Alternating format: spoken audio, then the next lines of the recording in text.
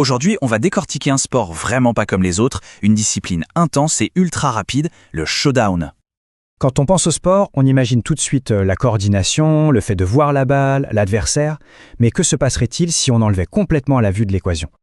Eh bien, c'est là que tout bascule. Le showdown est un sport où l'ouïe devient le sens numéro 1. Le radar qui guide chaque geste. Ça change absolument tout. Allez, on plonge dans le vif du sujet. Le concept fondamental du showdown, c'est de mettre tout le monde sur un pied d'égalité en supprimant la vision. Pour tout le monde, sans exception.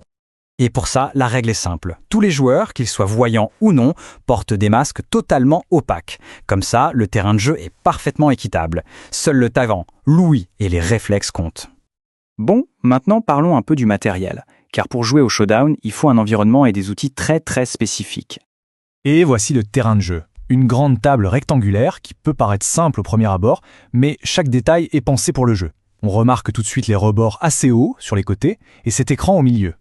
Ces dimensions, elles ne sont pas là par hasard. La longueur, presque 4 mètres, ça demande de la puissance dans les tirs. Les rebords, eux, ils permettent de garder la balle en jeu et de faire des ricochets. Et surtout, cet écran central, il est crucial. Il oblige à faire passer la balle en dessous, ce qui définit toute la technique de frappe.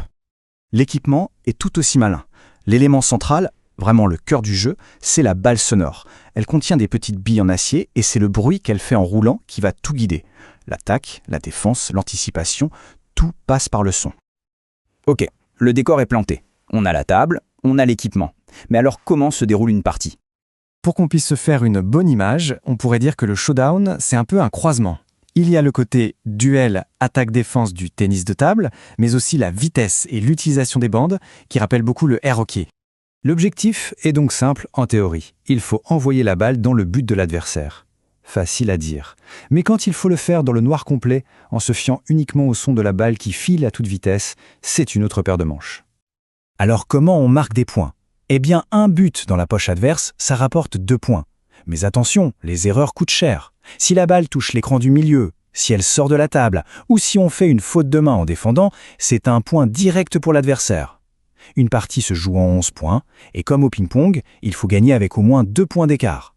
Ce qui est vraiment remarquable avec le showdown, et c'est ce qu'on va voir maintenant, c'est son côté incroyablement inclusif. Historiquement, le showdown a été créé pour les athlètes malvoyants et non-voyants.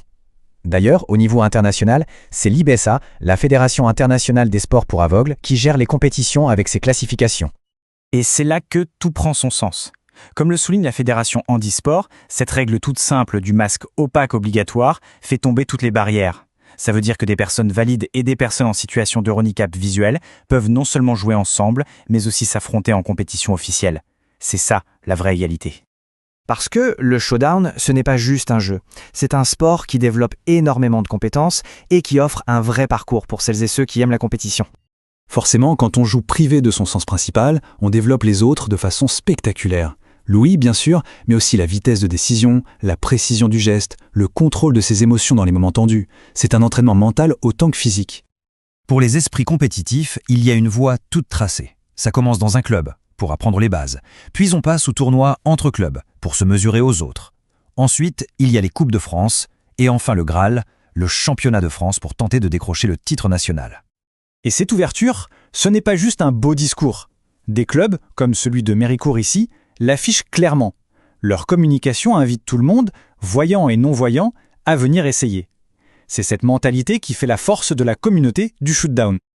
On termine avec cette question. Il faut s'imaginer là, dans le silence, le masque sur les yeux, avec pour seul guide le sifflement d'une petite balle. Il faut lui faire confiance pour anticiper, pour réagir, pour attaquer. Le showdown, c'est bien plus qu'un sport. C'est un test ultime de concentration et de confiance en ses autres sens. Envie de découvrir le showdown? Alors rejoignez-nous. Parc Léandre Le Tocard. Rue Raoul Briquet à Méricourt. Téléphone 06 84 10 26 04. astméricourt@gmail.com